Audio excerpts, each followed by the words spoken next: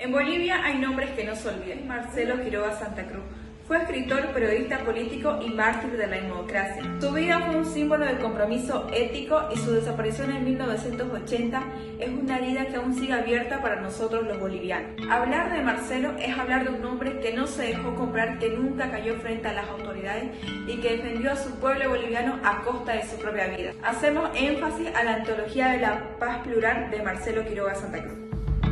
Hoy, más de 40 años después, su figura sigue viva en libros, murales, canciones y en la memoria colectiva de los bolivianos. Te contaremos su historia desde sus orígenes, pasando por su papel como intelectual y político, hasta el día de su desaparición y el legado que nos dejó. Un legado que nos recuerda que la democracia y la justicia no se regala, se defiende.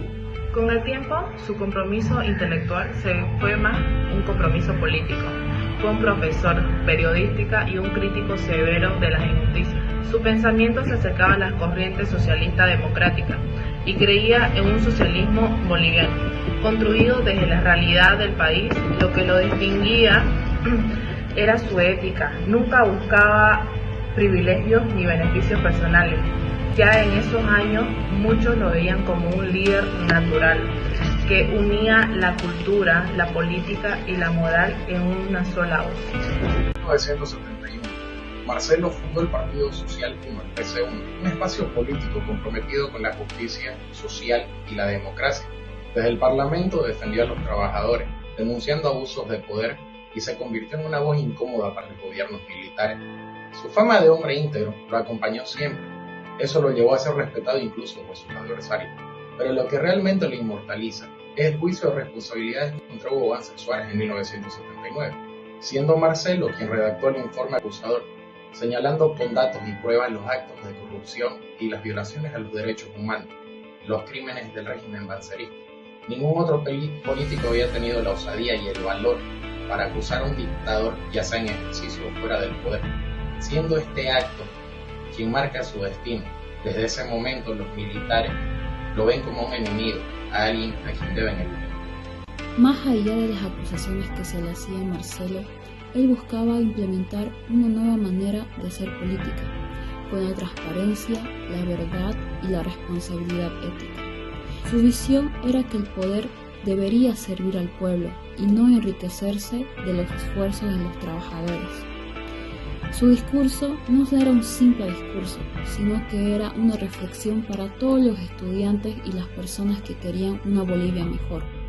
Marcelo no era un simple político, era un referente moral, lo cual él demostraba que podía hacer política con dignidad. Marcelo no solo fue parlamentario, en 1969 durante el gobierno de Obando Candia ocupó el cargo de ministro de Minas y Petróleo. Desde allí protagonizó un hecho histórico, la nacionalización de la Gulf Oil Company, que fue una transnacional que controlaba la buena parte del petróleo boliviano. Fue un acto de valentía y soberanía que devolvió al país el control de sus recursos naturales. Ese episodio consolidó su imagen como un hombre que defendía los derechos y los intereses del pueblo frente a los abusos de las grandes compañías extranjeras. Esto lo podemos ver en la página de la Fundación para el Periodismo de Marcelo y la Agenda de Octubre. También está en la referencia de Mesa, que era presidente de Bolivia, la nacionalización de la Gulf Oil Company. Como menciona la Comisión de la Verdad, el 17 de julio de 1980 cambió para siempre. Ese día, el general Luis García Meza y su ministro interior Luis Arce Gómez encabezaron un golpe militar sangriento. Apenas una hora después del golpe se lanzó la Operación Trini, el asalto central de la obrera boliviana, símbolo de la resistencia social y sindical. El operativo fue planificado con violencia. Los paramilitares y militares armados con ametralladoras y explosivos irrumpieron en la sede. La violencia fue transmitida por la televisión nacional como mensaje de terror. Su paso por el ministerio fue breve, pero dejó una huella imborrable. Mostró que no temía enfrentarse a intereses poderosos en un país marcado por la dependencia económica. Marcelo representaba la esperanza de que Bolivia podía ser dueña de su riqueza y construir su propio destino. Entre los presentes estaba Marcelo Quiroga Santa Cruz. Fue herido de bala y capturado con vida. También se encontraba el diputado Carlos Flores Bedregal, quien corrió la misma suerte. Testigos vieron cómo Marcelo Quiroga era sacado del edificio ensangrentado, pero aún con vida. Nunca más se supo nada de él. La Comisión de la Verdad de 2019 confirmó que se trató de un crimen de Estado, un asesinato planificado desde las más altas esferas del poder militar. Ese día se perdió a uno de los líderes más valiosos. La desaparición de Marcelo no fue un hecho aislado. Tras el golpe, al menos 118 personas fueron detenidas, entre estudiantes, sindicalistas, militares y ciudadanos extranjeros fueron trasladados al Estado Mayor, a la Policía Técnica Judicial y a la Policía Militar. Allí sufrieron de golpes, descargas eléctricas y amenazas de muerte. La Amnistía Internacional y la Corte Internacional de Derechos Humanos documentaron estas prácticas como parte de una política sistemática de represión. Se elaboró una lista negra de opositores. Utilizaron a los paramilitares como una fuerza de choque. Aplicaron una desaparición forzada como un mecanismo de terror.